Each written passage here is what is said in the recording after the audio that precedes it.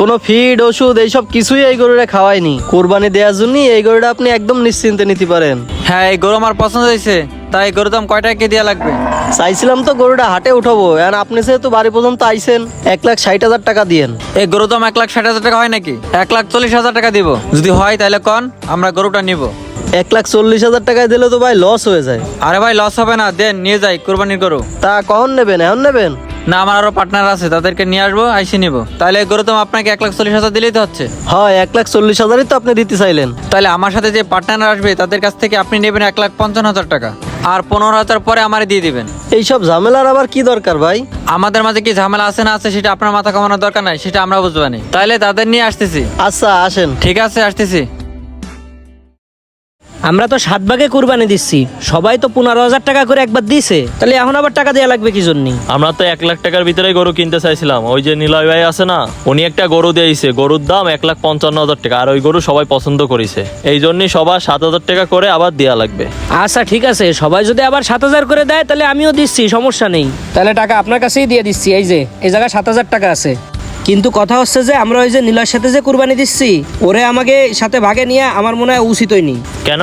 আরে ওর বিষয়ে তো বিভিন্ন কমপ্লেন আছে। কিসের কমপ্লেন? ওই যে টাকা পয়সা ব্যাংকে রেখে দিছে, সুদে টাকা উঠায় উঠায় খায়, তা সুদখোরের সাথে কুরবানি দিচ্ছি, এটা কি ঠিক হচ্ছে? আরে ভাই, আপনার নিয়াত যদি সঠিক থাকে তা আপনি যার সাথেই কুরবানি দেন না কেন, আপনার কুরবানি কবুল হবে। এসব নিয়ে চিন্তা করেন না। আচ্ছা দেখা যাক। তা গরু আনতে যাচ্ছি, তা আপনিও আমাকে সাথে চলেন। না না, আমি যাবো না, এই বর্ষাকাদার ভিতরে ঝামেলা, আপনারা নিয়ে আসেন। তাহলে থাকেন, আমি ওইদিক যাই। ঠিক আছে, গরু আইনে আমার একটা ফোন দিয়েন। আচ্ছা।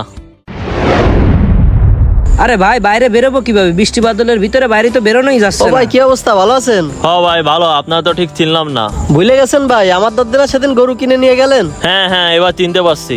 আরে ভাই, আপনাকে দ্বারা গরুটা বেচে আমার অনেক লস হয়ে গেছে। খোঁজ নিয়ে দেখছি এবার হাটে গরুর দাম অনেক বেশি। আপনাকে দ্বারা 1,40,000 টাকা না বেচে হাটে নিয়ে গেলে 1,70,80,000 টাকায় বেচতে পারতাম। হে ভাই, কি করছেন আপনি?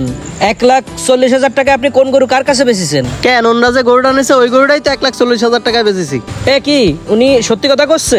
এ ভাই, 1,40,000 টাকা করছেন কেন? ওই সময় যে নগদে 1,55,000 টাকা গুনে নিলেন। ও আচ্ছা, তাহলে আপনি কাহিনী জানেন না? ওই সময় যে 1,55,000 টাকা কেন নিছি, শোনেন তাহলে কাহিনী। তাহলে এই গরুর দাম আপনাকে 1,40,000 দিলেই তো হচ্ছে। হয় 1,40,000ই তো আপনি দিতে চাইলেন। তাহলে আমার সাথে যে পার্টনার আসবে তাদের কাছ থেকে আপনি নেবেন 1,55,000 টাকা, আর 15,000 পরে আমারে দিয়ে দিবেন। এইসব ঝামেলার আবার কি দরকার ভাই? আমাদের মাঝে কি ঝামেলা আছে না আছে সেটা আপনার মাথা কামানোর দরকার নাই, সেটা আমরা বুঝবানি। আচ্ছা আসেন তাইলে। ঠিক আছে, আসতেছি। ওই সময় উনি আমার 1,55,000 টাকা দিয়ে পরে আবার আইসে 15,000 টাকা নিয়েও গেছিল। ওই জায়গায় নিলয় ভাই ছিল নাকি? হয়। ভাই কোনো সমস্যা নাকি? না না ভাই, কিছু না, যান আপনি যান। আচ্ছা ঠিক আছে। আচ্ছা, নিলয় ভাই যে এই কাজটা করলো, চলেন এক কাজ করি, ওনার সাথে সামনাসামনি কথা কই, চলেন। আচ্ছা চলেন। আরে উনি যে এরকম একটা কাজ করবে আমি কোনোদিন ভাবতেও পারিনি। আরে ওই তো নিলয় ভাই। নিলয় ভাই, ভাই এই এদিকে আসেন। কি খবর ভাই, আপনার হঠাৎ এই জায়গায়? আপনার সাথে যে আমরা কুরবানি দিতে চাইছি, এটা কি আমাকে ভুল হয়েছে নাকি? কেন ভাই, কি হয়েছে? আপনি গরু কিনেছিলেন কয় টাকা দিয়ে? 1,55,000 দিয়ে নিছি, উনি তো সাথে ছিল।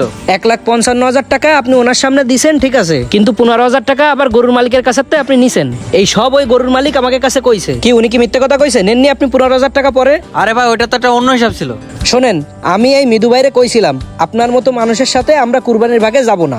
আপনার নামে বিভিন্ন কমপ্লেন শুনেছি, আপনি নাকি বিভিন্ন জায়গা থেকে ধান্দামি করে তারপরে এদ্দার দে ওদ্দার দে টাকা পয়সা মাইরে খান। কিন্তু কুরবানির গরু কিনতে যায়ও যে আপনি এভাবে টাকা পয়সা মাইরে খাবেন, এ আসলে আমরা বুঝতে পারিনি। আপনি যেই কয় টাকা পাবেন ফেরত দিয়ে দিবানি, আপনারে আমাদের সাথে কুরবানির ভাগে নেব না। নেক্সট টাইম আর কোনো সময় এগুলা করেন না। ভাই চলেন। ভাগে কোরবানি দেওয়ার ক্ষেত্রে অবশ্যই সঠিক মানুষ নির্বাচন করে তাদের সাথেই ভাগে কোরবানি দেওয়া উচিত।